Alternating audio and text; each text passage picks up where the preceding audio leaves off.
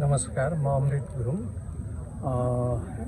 यो meals भेटरान football club रानीको सल्लाहकार पनि हो र म पूर्व राष्ट्रिय खेलाडी तथा राष्ट्रिय आम्पायर पनि, रेफ्री पनि।